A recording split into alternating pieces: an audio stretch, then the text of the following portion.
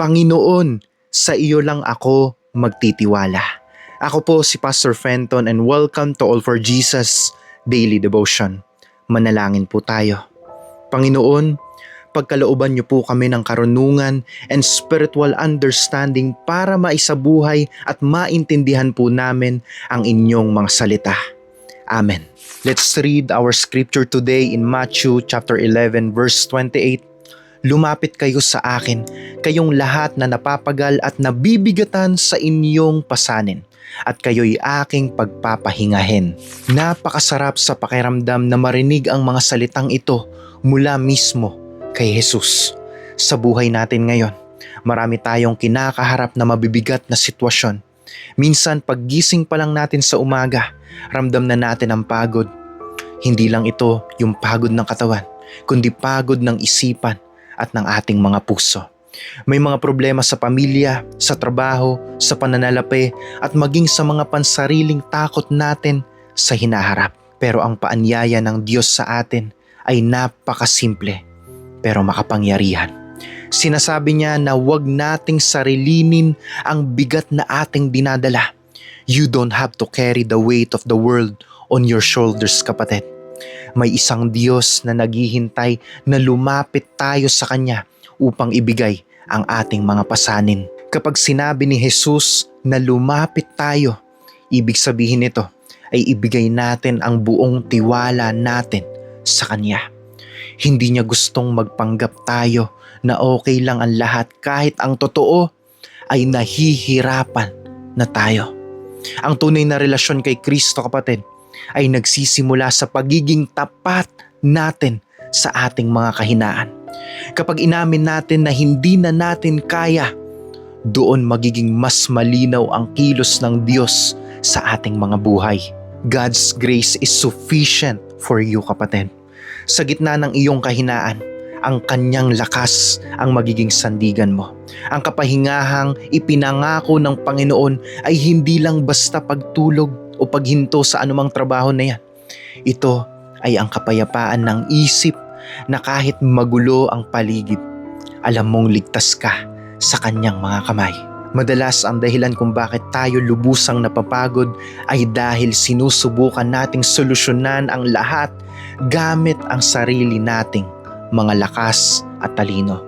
Nakakalimutan natin na mayroon tayong Ama sa langit na higit na nakakaalam kung ano ang pinakamabuti para sa iyo, para sa ating lahat.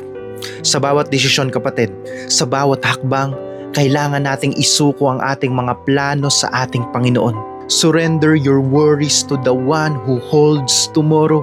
Kapag natutunan nating magpakumbaba at lumapit sa Panginoon sa pamamagitan ng panalangin at pagbabasa ng Kanyang mga salita, dahan-dahang gagaan ang ating kalooban. Hindi ibig sabihin na mawawala agad ang problema mo, pero bibigyan niya tayo ng panibagong lakas upang harapin ito ng may ngiti at merong bagong pag-asa. Isipin natin ang isang maliit na bata na may daladalang napakabigat na bag. Habang naglalakad siya, nahihirapan siya at halos madapa na.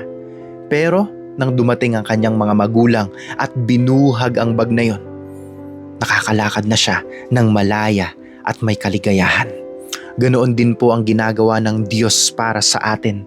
Gusto niya na ibigay natin sa Kanya ang mga bagay na nagpapabigat sa ating mga puso. Ang Kanyang pagmamahal ay handang magbuhat ng ating mga kahinaan. Kaya naman, kapatid, huwag nating pilitin na pasanin ang bukas habang narito pa tayo sa araw na ito.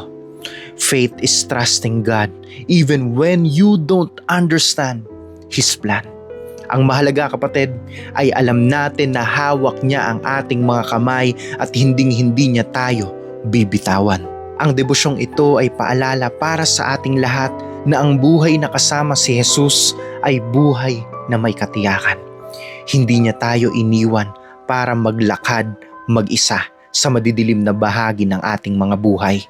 Siya ang ating liwanag at gabay sa bawat sandali.